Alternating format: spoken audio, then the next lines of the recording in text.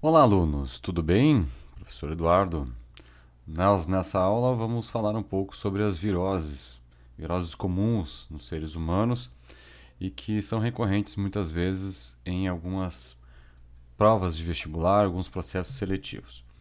Bom, vamos falar um pouquinho a respeito dessas viroses, mas primeiramente vamos entender um pouquinho o que significam as imunizações e vacinas. As imunizações, processos pelas quais são feitas é, campanhas, não é? Na tentativa de aumentar a capacidade de imunização da população através das formulações de vacinas. E também vamos falar um pouquinho então dessas doenças provocadas por vírus, as chamadas viroses. Bom, o que faz uma vacina propriamente dita? Ela tem uma função básica, que é estimular a resposta imunológica, que normalmente vem do hospedeiro, não é, para combater o tal do patógeno invasor. Lembrando que patógeno é todo tipo de organismo que venha a causar uma patologia, ou seja, uma doença. O que se precisa saber para desenvolver uma vacina? Primeiramente, entender o ciclo de vida do patógeno e depois encontrar o melhor estágio de desenvolvimento, né, para servir de alvo. E segundo, entender os mecanismos imunológicos que são estimulados pelo patógeno. Então, produzir uma resposta imune de maneira celular ou ainda uma resposta imune que pode ser retirada do seu plasma, né? Uma resposta chamada humoral. Ou seja, do plasma ali nós temos os anticorpos. Tudo bem? Bom, vamos falar um pouquinho então sobre os dois tipos básicos, vamos assim falar, de vacinas. As chamadas vacinas atenuadas. É muito comum esse grupo de vacinas porque são utilizados micro-organismos atenuados, que são feitos através de passagens sucessivas em meios de cultura. Ou seja, a intenção é atenuar a atividade do patógeno no seu poder infeccioso. Existem algumas vantagens sobre isso. O micro-organismo mantém a capacidade de se multiplicar dentro desse organismo do indivíduo vacinado, mas ele não causa doença. Induz uma resposta e de defesa imunitária adequada. Ou seja, em tempo hábil, o organismo vai conseguindo desenvolver uma substância para poder responder àquele leve ataque. E eu coloco aqui sublinhado que normalmente basta uma administração única dessa dose para que possa produzir uma imunidade para toda a vida. Existem algumas exceções de algumas vacinas que são administradas por via oral. Essas muitas vezes necessitam que sejam feitas doses de reforço. É aquelas vacinas que são administradas quando criança, por exemplo, as famosas gotinhas. Existe uma desvantagem nas vacinas vivas atenuadas. O risco de poder induzir sintomas da doença que se pretende evitar, ainda que muitas vezes esses sintomas sejam bastante leves. O risco de infecção muitas vezes causado no feto, caso a mulher esteja grávida, né, durante o período da imunização. Alguns exemplos de vacinas vivas atenuadas são as chamadas BCG, aquelas vacinas que, por exemplo, defendem contra a tuberculose. O rotavírus, a varicela, a VASPR, a vacina contra o sarampo, papeira, rubéola e a vacina da febre amarela. Todas estas, por exemplo, utilizam as chamadas vacinas vivas atenuadas. O segundo grupo, então, são as vacinas mortas ou inativadas. Então, os micro-organismos estão mortos por agentes químicos. Existe uma vantagem nesse tipo de processo: a total ausência do processo infeccioso do agente. Então, o que significa isso, a ausência desse poder infeccioso? É a incapacidade, de se multiplicar dentro do organismo vacinado. Ou seja, existem apenas fragmentos, né, características daquele patógeno que foram introduzidas no indivíduo e não tem capacidade reprodutiva. Mantém as características imunitárias, né, imunológicas. As vacinas não provocam a doença, mas têm a capacidade de promover a proteção contra a mesma doença. Então, busca um certo reconhecimento dos agentes de defesa imunitária quanto àqueles patógenos. Bom, existe uma desvantagem também. A indução a uma resposta imunitária chamada subótima, ou seja, por algumas vezes existe a necessidade de fazer um ajuste, né, para novas frentes de vacinação. Precisa ser feita uma nova dose de reforço, que é aquilo que a gente fala, né? As chamadas doses de reforço são necessárias para que haja uma melhora na, digamos assim, resposta imunitária. Então, por exemplo, as vacinas que são administradas para combate à hepatite A, como por exemplo, né, hepatite A, vinda de contaminação alimentar. A encefalite japonesa, as antigripais todas que vocês conhecem, o cólera, o tétano, difteria, antipneumocócica, né, das bacterianas, não só bacterianas, as virais, né, as meningocócicas, também existem também as meningocócica, é bacteriana, pneumocócica também é bacteriana, tá? Cólera e raiva, tá? Todas essas, por exemplo, têm os seus agentes, né? Os seus micro-organismos mortos, inativados. Bom, frente a isso, pessoal, a gente pode passar então, entendendo quais são os tipos de vacina, a gente pode passar então para as principais viroses que acometem os seres humanos. É claro que eu estou trazendo aqui algumas, as mais recorrentes, né? Por exemplo, as viroses muito comuns que todo mundo adquiriu um dia na infância, né? Que são as chamadas herpes, a herpes bucal. O agente etiológico, lembrando sempre que o agente etiológico, aí fica um conceito, é aquele que é o causador da doença, tá certo? O herpes do tipo simplex, tá? Herpes simplex do tipo 1. Isso aqui é um vírus, gurizada, tá? Isso aqui é um vírus. Então, é um herpes simplex tipo 1. A forma da transmissão, normalmente, como a maior parte dos vírus, eles vêm por vias aéreas, tanto oral quanto respiratória. O contato de pessoa a pessoa, o contato com objetos contaminados que estejam ali infectados pelo vírus. Os sintomas normalmente são formações de bolhas, feridas no tecido epitelial dos lábios. A mucosa fica totalmente cheia de feridas. Acomete 90% da população mundial. Muitas pessoas não necessariamente nunca tiveram herpes bucal, mas dependendo da situação, em algum determinado momento baixa o sistema imunitário por alguma imunodepressão.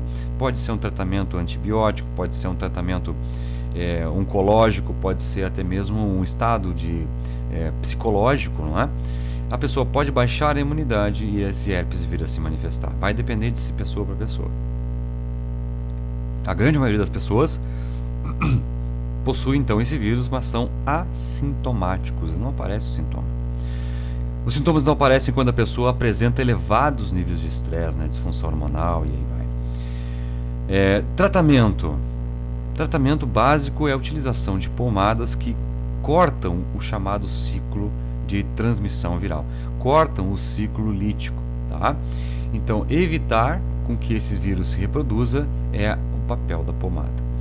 Profilaxia é um termo que é novo provavelmente para vocês. Profilaxia é a mesma coisa que prevenção. Então, como se prevenir?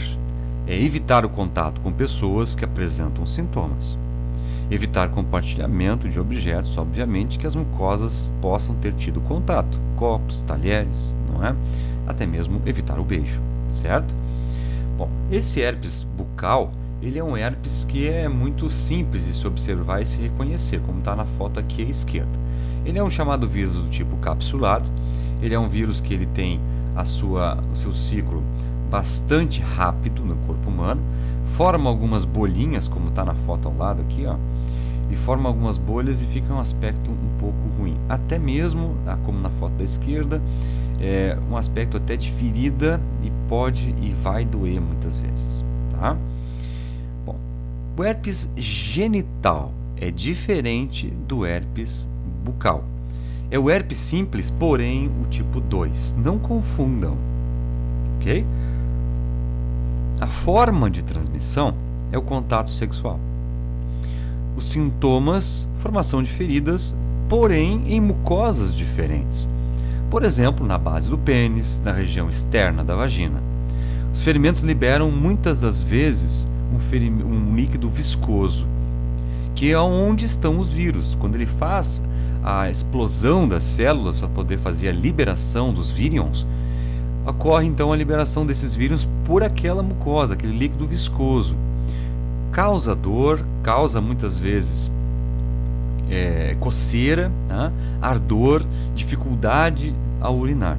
Muitas vezes não consegue se fazer a prevenção utilizando mesmo o preservativo. Então é o certo, né? O tratamento para se fazer, para curar da herpes do tipo 2, né? O herpes genital, é a utilização de pomadas que inibam o desenvolvimento do vírus também. Só que são pomadas específicas para o herpes simplex, do tipo 2. O do tipo da boca não adianta. Profilaxia, prevenção. Tem que fazer abstinência sexual quando os sintomas ainda estiverem presentes e sempre utilizar os preservativos. Então, muitas das vezes a pessoa tem uma baixa imunitária também, pode desenvolver, não precisa desenvolver herpes bucal, mas pode desenvolver a herpes genital. O fato da pessoa ter herpes genital não quer dizer que ela tem sexo desprotegido, ela pode ter uma imunidade baixa, tá certo? Aqui algumas imagens, né? Figuras que podem representar aqui as feridas na chamada vagina externa, né? Nos grandes lábios, no interior dos pequenos lábios. Essas feridas normalmente são purulentas, né? Tem pus ali dentro onde estão os vírions. Existe dor durante o ato sexual, pode provocar dor, irritação, né? E aqui, por exemplo, aqui próximo da glande, até mesmo no corpo do pênis, bastantes feridas, dor, né? Dói bastante. Então também é um vírus do tipo capsulado, tá bom? Vamos falar da hepatite A. Bom, são 5 tipos de hepatite. A mais corriqueira é a hepatite do tipo A. Por que é a mais corriqueira, quando eu falo para vocês? É a mais corriqueira porque ela é contraída através de alimentação ou água contaminados. O agente etiológico são os vírus da hepatite A. O nome é vírus hepatitis A, o nome dele, tá? A forma de transmissão, a ingestão de água ou alimentos contaminados com vírus, normal. Sintomas: inflamação no fígado. Hepatos vem de fígado, né? Hepatite, fígado. Ite quer dizer, o sufixo quer dizer inflamação. Então, uma inflamação do fígado. Seguida, então, a partir do momento que se detecta a inflamação do fígado, vem os estágios febris. A pele e os olhos ficam amarelados devido à liberação na corrente sanguínea de substâncias do próprio fígado. Então, a icterícia, que se chama, o amarelão, a pessoa tem a pele amarelada, os fundos dos olhos amarelados. Náuseas, ou seja, você dá vontade de vomitar sempre, tonturas, e ainda pode vir vômitos sucessivamente. O tratamento para hepatite A são medicamentos que reduzem os sintomas. Né? Tentar reduzir os sintomas é fundamental para poder corrigir o problema. Geralmente o sistema imune consegue eliminar o vírus, dependendo da carga viral que a hepatite está carregada dentro do sistema do hospedeiro. Então, pode-se morrer de hepatite do tipo A? Pode. Pode-se falecer de hepatite A, dependendo se os sintomas não forem tratados, não houver uma hidratação, né? A perda de água é muito grande devido aos vômitos, não é? Os estágios febris provocam desestruturação de proteínas, desestruturação de todo o sistema. Então tem que se ter muito cuidado com os sintomas. São mais problemáticos muitas vezes que o próprio vírus. Com o tempo, o vírus vai ser controlado pelo sistema imunitário. Profilaxia, combate, como é que eu vou evitar isso? Normalmente, educação sanitária, lavar as mãos, lavar os talheres, não é? Não beber água em qualquer lugar, ter saneamento básico, né? Em países muito pobres ou em desenvolvimento, hepatite A é muito frequente, tá? Esse tipo de sintoma ele é observado como, por exemplo, na foto da esquerda, que é um caso clássico, né, de hepatite. Nota que o globo ocular dessa pessoa está totalmente amarelo aqui na parte basal, né? A criança aqui com hepatite A, ela aparenta ter um aspecto amarelado, né? Os olhos também amarelados aqui na beirada, e sempre vai haver a presença de febre, estágios febris. Então a febre vem, a cada ciclo de infecção dos vírions, ela fica um sobe e desce, vamos dizer assim, tá? Então tem dias que ela vai a 38, 40, depois ela desce, depois ela sobe, depois ela desce. Então essas febres intermitentes, elas são bastante frequentes na hepatite do tipo A. Já hepatites do tipo B e C. Estas hepatites eu chamo bastante atenção porque são parte de programa de combate a, digamos assim, de combate a ISTs, tá? As chamadas infecções sexualmente transmissíveis. Então vejam bem, os vírus da hepatite B e C têm como forma de transmissão o sangue, normalmente de pessoas contaminadas, claro. Geralmente o contágio é por via sexual, o compartilhamento de seringas e transfusão de sangue. Esse compartilhamento de seringas não parece algo ser, digamos assim, comum no mundo de hoje, onde tudo vira descartável, mas infelizmente, entre usuários de narcóticos, isso é comum, tá? Então, os dependentes químicos que usam drogas injetáveis normalmente compartilham seringas e, se um indivíduo estiver contaminado com hepatite B ou C, não é, pode transmitir para o outro. Transfusões de sangue também. Pessoas que que são portadoras dos vírus da hepatite B e C não podem ser doadoras de sangue.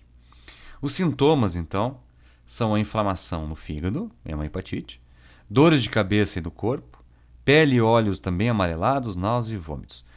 Como é que eu faço o tratamento? A utilização de medicamentos que inibam a ação viral. A profilaxia, prevenção, vacina específica para a hepatite B. Hoje em dia existe vacina para medicamentos, para a hepatite do tipo B. Tu pode prevenir. E existe também alguns tipos de medicamentos que podem extinguir o vírus da hepatite B da circulação. Esse tratamento ele é oferecido pelo Sistema Único de Saúde do Brasil e é um dos únicos no mundo que oferece isso. Medicamentos também chamados antivirais também vão inibir a atividade viral. A hepatite C também, o uso de preservativos nas relações sexuais, controles dos bancos de sangue e utilizar somente seringas descartáveis e não as compartilhar. Então nota que existe vacina, existe medicamentos antivirais, tanto para a hepatite B quanto a hepatite C. A hepatite C não se trata rapidamente, eu coloquei aqui numa caixinha, ó. Não se trata rapidamente. E por se tratar de uma doença que é associada ao sistema hepático, ao fígado, pode evoluir, dependendo da situação, da gravidade, da carga viral, do estado do paciente, pode evoluir para um quadro de uma cirrose hepática. Então, cirrose é a destruição do tecido hepático, a disfunção daquele órgão e pode ser agravado pela presença da hepatite C. Tudo bem? Aí algumas imagens, né, mostrando um fígado normal e um fígado em estágio avançado de cirrose devido à presença do vírus hepatite C. Tá? Uma pele normal, uma pele com icterícia, não é? A cor amarelada, né, o acúmulo daquela substância que eu falei para vocês, que ela é liberada pelas células hepáticas quando da sua destruição, a chamada bilirrubina. Tá? Bilirrubina.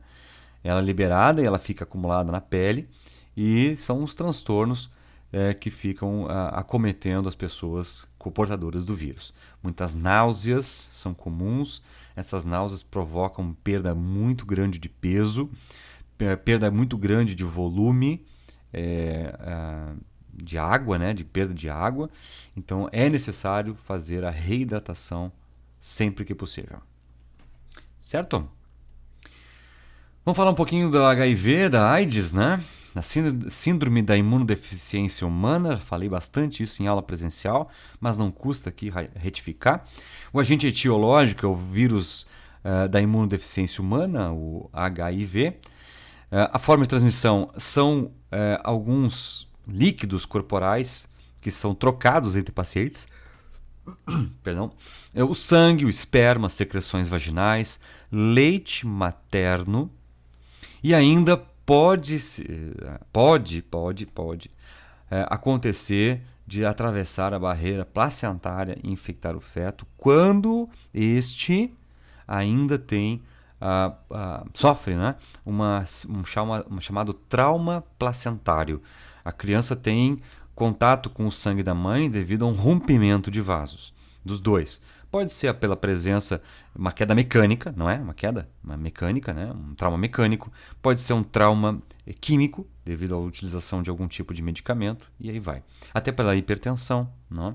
Sintomas: febre, calafrios, dores musculares, desaparecimento de ínguas. Para quem não sabe, ínguas são inchaços nos chamados linfonodos, que presentes no pescoço, nas virilhas, embaixo dos braços. Náusea, vômitos. Tratamento não tem cura, pessoal. O HIV, até hoje, ele não tem cura. Existem passos muito fortes dados em direção à cura, mas ainda não tem 100% de cura. O tratamento tem a utilização de medicamentos que inibem a reprodução viral. Então, aqueles chamados medicamentos que inibem a transcriptase reversa. Mostrei isso em aula presencial. Né? E aumentam a sobrevida dos pacientes. Então ele vai ficar dependente sempre dos medicamentos antivirais, para até possivelmente um dia haver a cura 100%. Tá? O indivíduo ele é portador do vírus, pessoal. Tá? Então ele carrega consigo o vírus, ele pode transmitir o vírus, ele pode não desenvolver a doença. Profilaxia, o mais importante para o HIV: educação sexual. O uso de preservativos nas relações sexuais. Controles dos bancos de sangue. Por quê? Porque o sangue contaminado, obviamente, a ser transfundido para outro paciente, pode vir a levar os vírus. Utilizar somente seringas descartáveis, não compartilhar. Esterilização de instrumentos cirúrgicos e odontológicos. Evitar a amamentação quando as mães são soropositivas. A célula lactante, quando ela libera o leite, né, libera os fluidos que compõem o leite, ela estoura, ela é holoblástica, ela se destrói. E ela libera toda a substância e a criança que vai amamentar, a célula libera os vírions lá dentro, né, dentro do leite. Então o vírion acaba por entrar no sistema digestivo da criança e acaba por entrar na corrente sanguínea e aí infectar a criança também. Tá? Quais são as principais características desse HIV, do vírus HIV? É a especificidade deste vírus. Ele afeta os chamados linfócitos, células de defesa, do tipo CD4, é um tipo de defesa específica. Tá? Eles alertam o organismo quando há invasão de agentes estranhos, os chamados antígenos. Agente estranho quer dizer antígeno, tá bem? A morte da CD4, o sistema imune se torna deficiente e começa a surgir as doenças oportunistas. A maior parte das pessoas portadoras da HIV, elas vão desenvolver, em algum momento, tuberculose, ou candidíase, ou câncer, ou pneumonia, ou duas delas, ou três delas, ou alguma outra que não está aqui listada.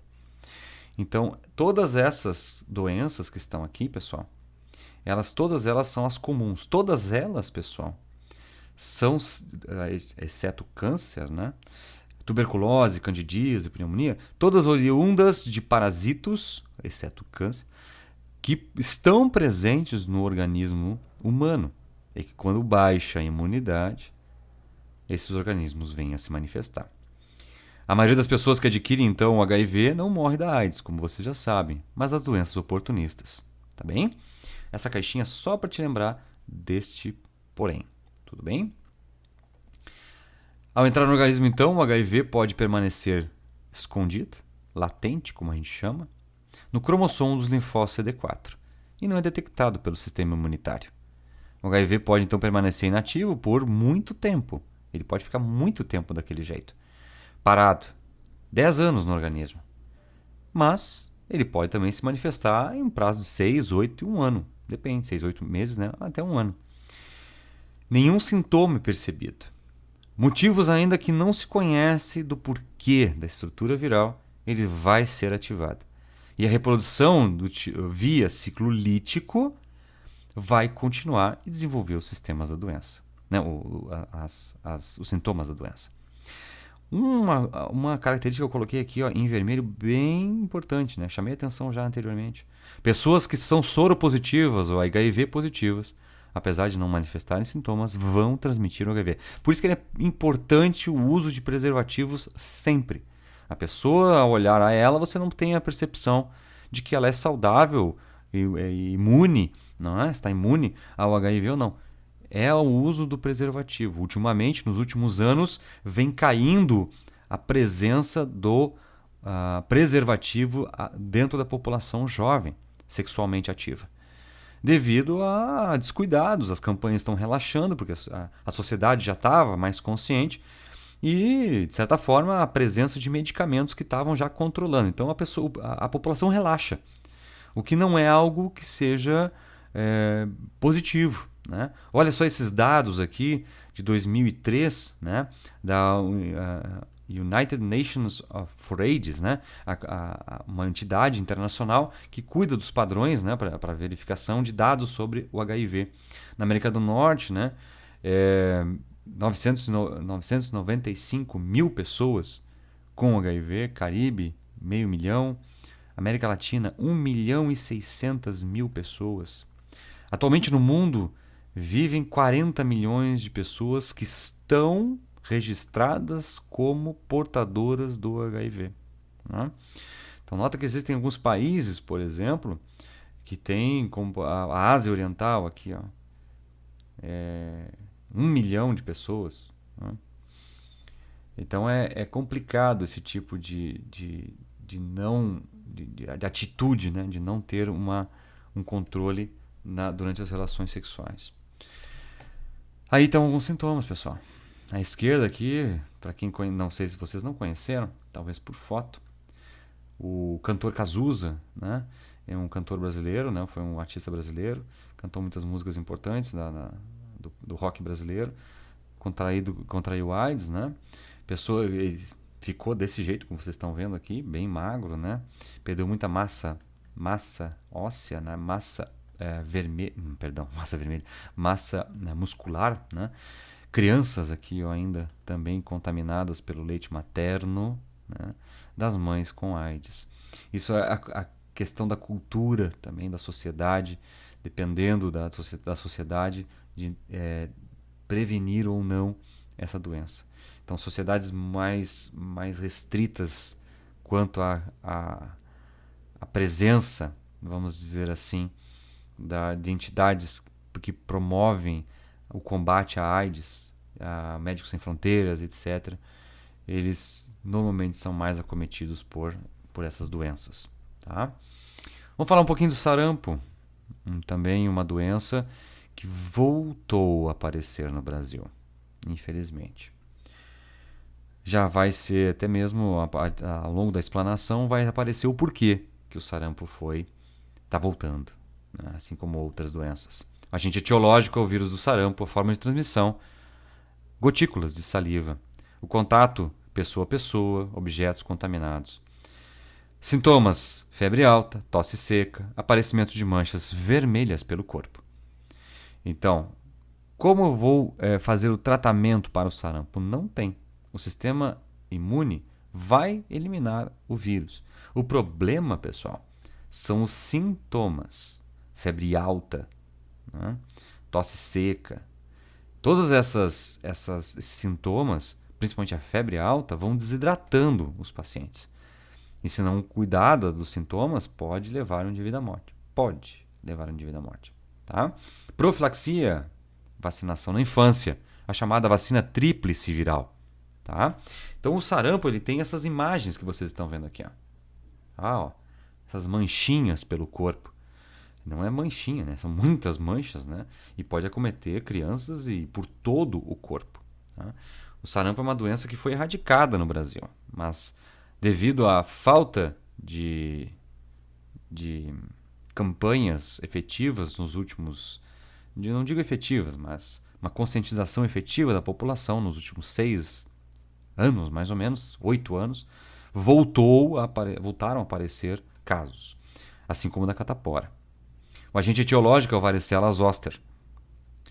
Forma de transmissão, as chamadas vias aéreas, orais, respiratórias, contato de pessoa a pessoa, contato com objetos contaminados com vírus. Então tu percebe que para as viroses, muito se tem o contato direto de pessoa a pessoa. Né? As áreas da orais e respiratórias. Quais são os sintomas para a catapora? São lesões na pele, que causam ardor e coceira. Pode gerar ferida, deixar marca, cicatriz. Em algumas crianças, a catapora ou varicela. Em adultos, o chamado cobreiro, a chamada varicela de adulto. Né? O tratamento, não tem tratamento. O sistema imunitário vai dar conta, mas precisa fazer o isolamento do paciente. Então, quando a criança ou o jovem, né, ou o adulto, seja o que for, ele é detectado que está com catapora, ele tem que ficar isolado para não passar para outros indivíduos. Então, o que se faz? Profilaxia, né? Para evitar. Vacinação na infância, evitar o contato com pessoas contaminadas. Sintomas são esses aqui, ó. Muito parecidos com sarampo, mas são bolinhas que são espalhadas pelo corpo. Tá? Essas bolhas normalmente se manifestam e dão muita coceira mesmo. Tá bem? A raiva é um tipo de virose onde tu tens o agente etiológico, o vírus da raiva. A forma de transmissão, o contato da saliva de animais, normalmente mamíferos, que são portadores e estão doentes, principalmente através das mordidas de cães, por exemplo, né? Morcegos e aí vai. No ambiente urbano, os gatos também são veículos de transmissão. São chamados reservatórios naturais para o vírus. Gatos, cães, né? E no meio rural, os morcegos hematófagos. Os morcegos se alimentam de sangue, que pode muitas vezes não vir até a ti, mas eles podem atacar o teu cão, por exemplo, né? E aí o teu cão te morder, desenvolver a raiva e o teu cão te morder. Os sintomas dos animais doentes é uma encefalite, né? Uma chamada dor de cabeça bastante grande, um enrijecimento da cabeça, agressividade excessiva, um aumento de salivação, que é esse aumento de salivação é uma característica provocada pelo vírus de maneira proposital. A saliva vai levar os novos vírions a partir da mordida para os novos corpos hospedeiros, né? Tu, por exemplo, no caso. E a incapacidade de deglutição, a chamada hidrofobia. A musculatura fica enrijecida, né, da boca. Então, do glúteo, para deglutir. Então, essa hidrofobia é uma capacidade, né, a incapacidade de deglutir. Sintomas no homem. Vem a insônia, dor de cabeça, convulsões, salivação excessiva, a febre, o espasmo nos músculos da glote. Ou seja, a goela, né? A gente chama de goela, mas a glote, aquela famosa campainha lá em cima, ela tem uns espasmos, ela começa a se contrai de maneira involuntária. Dificuldade de deglutição também, né? A hidrofobia. Não tem como curar a raiva, tá? Existem prevenção, são as vacinações dos animais domésticos e a vacina chamada antirrábica para os seres humanos. A partir do momento que tu tens um animal que te mordeu, tu não sabe se ele tá vacinado, se ele não sabe nem a origem desse bicho. O certo é tu ir num posto de saúde, né, numa unidade de atendimento e falar que tu teve reportar que tu teve uma mordida por um animal, que tu não tens noção nenhuma, eles vão te aplicar a chamada vacina antirrábica, tá? A agressividade, ela é severa desses animais. Muitas vezes o animal, olha aqui, ó, ele espuma pela boca, né? Ele espuma. Um morcego aqui, que é hematófago, né? Aqui é uma pessoa com uma dificuldade de deglutição, né?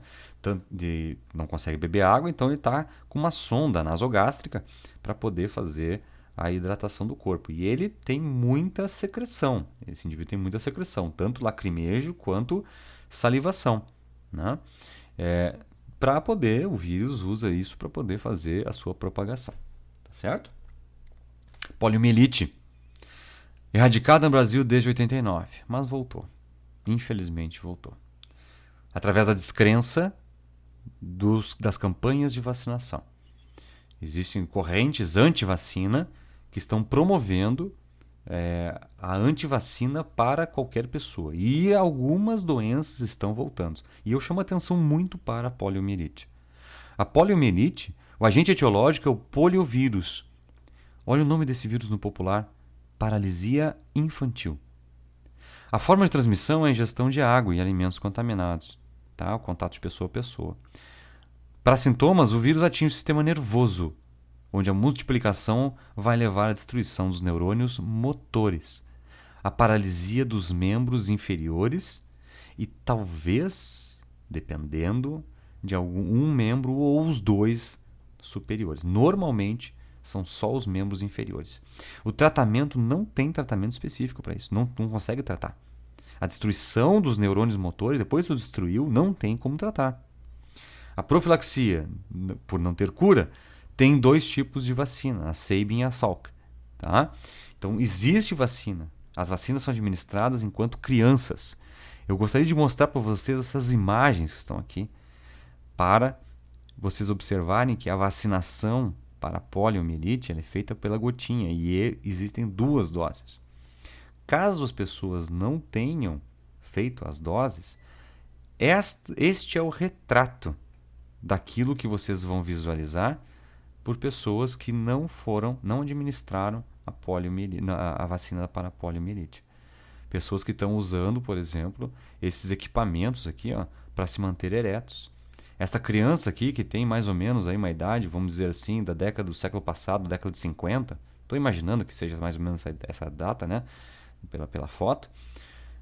O Brasil sofria muito de poliomielite. E as campanhas que começaram a crescer, né, para tentar fazer o processo de vacinação, erradicaram. Muitas crianças estavam assim, contaminadas com o vírus, ficaram desse jeito, com problemas para a locomoção. Essa criança aqui nem consegue se mover, ela tem que andar agachada. Tá? Então esse é uma das principais doenças que vem acometendo o Brasil novamente, devido à descrença nas campanhas de vacinação. Outra virose importante é a dengue. Tá? O agente etiológico, então, é o vírus da dengue. A forma de transmissão: picada da fêmea do mosquito Aedes aegypti e Aedes albopictus. Peço perdão aqui, escrevi de maneira errada, deu a letra maiúscula aqui, tá? É letra minúscula, tá certo? Albopictus é letra minúscula, é o nome da espécie. São duas espécies do mesmo gênero, Aedes, tá? Não é Aedes, se diz, tá? É Aedes. O latim entre A e E, quando tem essa sequência A e E, se lê a segunda letra, o E, tudo bem? Então, o Aedes aegypti e o Aedes albopictus. Então, os sintomas são dores lombares, tonteiras, desmaios, febre aguda mesmo, 40 graus, 41 graus. A febre pode levar à morte, tá? Tratamento consiste, então, em uma tentativa de remediar sintomas e não se recomenda, em hipótese alguma, a administração de ácido acetil salicílico, que é a famosa aspirina, né? Ele é contraindicado porque vai interferir na coagulação sanguínea. Tá? A pessoa que tem dores lombares, dor de cabeça e tudo mais, se automedica, né? Tendo a aspirina como o ácido acetil salicílico como sendo o remédio importante. Não, evitem, tá? Não deve ser administrado. A profilaxia não tem cura. Não tem cura. Como é que se faz isso? Como é que se vai se tentar evitar, né? Eliminação dos criadores do mosquito. Então, do vetor da doença. Evitar com que o vetor, aquele que leva o patógeno até o seu hospedeiro, que é tu, tá? Evitar este criador do mosquito. Que tu sabe, tá mais batido na mídia, né? Água parada, pneus, garrafas, não é? Vasos de flor, então objetos que acumulem água parada, caixa d'água, e utilizar inseticidas repelentes nas áreas, inseticidas e repelentes pelo corpo sempre que possível. A chamada dengue hemorrágica, quando ela está na forma mais aguda, além dos sintomas acima, tem as chamadas acelerações do sistema de coagulação sanguínea, onde os pequenos vasos vão sangrar na pele e em órgãos internos, levando a chamadas hemorragias internas. Aí é encontrar já o fim do processo, né? A morte é praticamente certa. Uma dengue hemorrágica é muito difícil de se reverter o quadro. Tá bem? Então aqui está uma fotografia da fêmea, do Aedes. Aqui eu não tenho agora como identificar se é Aedes albopictus ou Aedes aegypti. Tá? Então aqui a lesão que é feita, olha, na pele devido à hemorragia, a dengue hemorrágica, né? E esses sintomas da dengue aqui nesse pequeno desenho, né? Mostrando as manchas avermelhadas, a parte hemorrágica sendo manifestada. Tá bom? Cachumba. Bom, o agente etiológico da cachumba é o vírus da chamada parótida infecciosa. A forma de transmissão são as vias aéreas, também oral e respiratória, pessoa a pessoa, objetos contaminados com vírus, o aumento das glândulas parótidas salivares. Esse é o grande sintoma da cachumba. As glândulas parótidas são aquelas glândulas salivares que ficam próximo à mandíbula inferior e elas liberam saliva. Quando o vírus se instala nas glândulas parótidas, elas fazem com que haja a produção de mais vírions naquelas células. O que faz com que as gotículas de saliva, quando o vírus sai, né, pela liberação viral dos vírions, elas saiam pelas gotículas. Então, raramente pode acometer o sistema nervoso e os testículos. Raramente.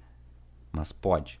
Como assim acometer o sistema nervoso? A pessoa pode ter convulsões, pode ter alteração de humor, alteração de comportamento, e isso vira permanente muitas vezes. E quando tem a chamada cachumba recolhida, né, quer dizer que a cachumba quer dizer que o vírus se deslocou e infectou células dos testículos. E elas podem prejudicar o desenvolvimento das chamadas espermátides ou espermatogônias, as células basais, né? As espermatogônias. E pode levar à esterilidade masculina. Tá? Não tem tratamento, mas tem a chamada vacinação a tríplice viral, como profilaxia para a cachumba. Tá?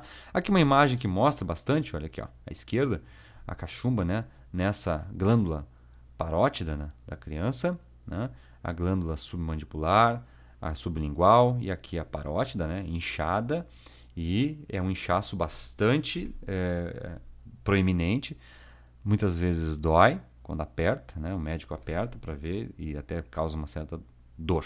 Tá? Outra doença viral também que é bem importante é a rubéola. A rubéola também é uma doença que tem voltado, infelizmente, pelas baixas campanhas de vacinação. Né? Baixa presença nas campanhas de vacinação, me equivoquei. O agente etiológico é o vírus da rubéola e a forma de transmissão também. Contato pessoa a pessoa, oral, respiratória, né? E objetos contaminados com vírus. Sintomas, o surgimento de manchas vermelhas na pele. Existe um grande problema, e eu coloquei aqui na caixa vermelha para chamar muita atenção. As meninas, mulheres, tá? O vírus da rubéola ele tem capacidade de atravessar a chamada barreira placentária e infectar o feto. E ele, vírus da rubéola, vai se instalar normalmente nos nervos oculares, os nervos auditivos, e algumas vezes pode vir a se instalar nas membranas cerebrais, causando um certo retardo mental, um baixo desenvolvimento da capacidade cognitiva. Tá? Então, o vírus da rubéola ele é muito perigoso para as mulheres. Tá? O que se faz? Qual é o tratamento que se utiliza? É um soro. Se consegue fazer um soro, tá? Através de anticorpos. Tá? Todo soro é feito através de anticorpos que já tem a substância que vai combater o vírus. Tá? Mas se tenta sempre fazer a prevenção. Então, a profilaxia é vacinação, né? Através da tríplice viral. Exames pré-natais, que as mulheres são recomendados ser feitos em mulheres grávidas. Vacinação de mulheres que estão em período fértil é importante, tá? Mas que ainda não estão imunes ao vírus. tá bom? Então, algumas imagens aí, ó, de algumas de pessoas que estão com viroses, né? Essa criança aqui está com umas viroses, umas manchinhas pelo corpo, né? Esse bebê também com manchinhas pelo corpo e, percebam, tá vendo um esbranquiçado aqui? Ela tem um dano na retina, ela é cega, certo? E aí nós estamos chegando mais próximo ao final, falando dos vírus da gripe, onde o agente etiológico é a influenza, onde a forma de transmissão são as vias aéreas, né? Todo mundo já sabe como é que se pega a gripe. Os sintomas são febre, calafrios, dor de cabeça e dores musculares. Não tem tratamento, pessoal. Medicamentos que aliviam os sintomas. O sistema imunitário vai dar conta. Vai demorar um pouco, mas vai dar conta. Como é que se evita? Tentar se afastar de pessoas que estão infectadas. Permanecer por longos períodos em ambientes fechados, né? Evitar permanecer, né? Perdão, em ambientes fechados, sempre ventilação e o uso de vacinas, principalmente em estados do sul do país, onde o inverno é muito rigoroso, muitas pessoas têm dificuldade de manter a sua imunidade da árvore respiratória. É importante que haja a vacinação precoce de crianças, imunodepressivos, né? E ainda por cima os idosos, tá? Outro tipo de gripe, pessoal, é uma gripe que acomete aparentemente só os galináceos, né, as aves, mas não. Também pode saltar para a espécie humana. A chamada gripe aviária, ele é transmitida, né, pelo agente etiológico, o influenza H5N1. A forma de transmissão é o contato direto com secreções de aves infectadas pelo vírus. Ar, água, alimentos e até mesmo roupas. Sintomas são a febre alta, dor muscular, dificuldades e problemas respiratórios. Caixinha vermelha é importante. Muitas das aves têm uma vida encurtada nas próximas 24 horas após o contágio. O vírus atualmente é só transmitido de aves para seres humanos. Aí mora um perigo, ó. O grande perigo consiste no vírus sofrer alguma mutação que permita ser transmitido de humano para humano. E isso não precisa de muito tempo para acontecer. É por isso que muitas das vezes vocês veem, como não existe tratamento, muitas vezes vocês veem o sacrifício de animais que estão infectados e literalmente são carbonizados. Tá? Eles são carbonizados em países que normalmente são acometidos por esse problema, né, do vírus da gripe aviária. Os países asiáticos, né, que usam muito a carne de aves são um dos mais afetados normalmente pela gripe aviária. Tá? Então, infelizmente, tem que incinerar. E as aves não são somente as galinhas, não é? Popular galinha. Patos também, não é? E usar métodos para evitar com que haja contágio, o uso de máscaras que vocês já estão habituados. Um tipo de virose muito importante é uma IST, tá? Uma infecção sexualmente transmissível. Chamo atenção para ela, que ela é muito importante, tá? Porque ela pode acometer pessoas e levar a outras formas de doenças. O papilomavírus humano, o HPV, tá? É o nome do agente etiológico, a transmissão é o contato sexual. Os sintomas são lesões precursoras do câncer do colo do útero, aparecimento de verrugas na pele e principalmente nos órgãos genitais. Caixinha vermelha. Pode permanecer durante anos em estado de latência no organismo. E as manifestações podem aparecer ou aparecer em qualquer momento da vida, sem um motivo aparente. A pessoa pode estar com toda a sua imunidade ok, pode ser jovem, mas ela pode desenvolver o papilomavírus humano. E ele pode se manifestar e ainda causar lesões que podem levar ao desenvolvimento de células oncorosas. O tratamento, retirada de lesões através dos procedimentos cirúrgicos. Tá? Então tem que fazer cirurgia para remover as papilas. Tá? Profilaxia, o uso de preservativos nas relações sexuais. realização de exames periódicos, o chamado Papa Nicolau, para detecção de lesões no útero. As lesões, muitas vezes, são tidas como indolores, não, tem algumas que não doem, não é?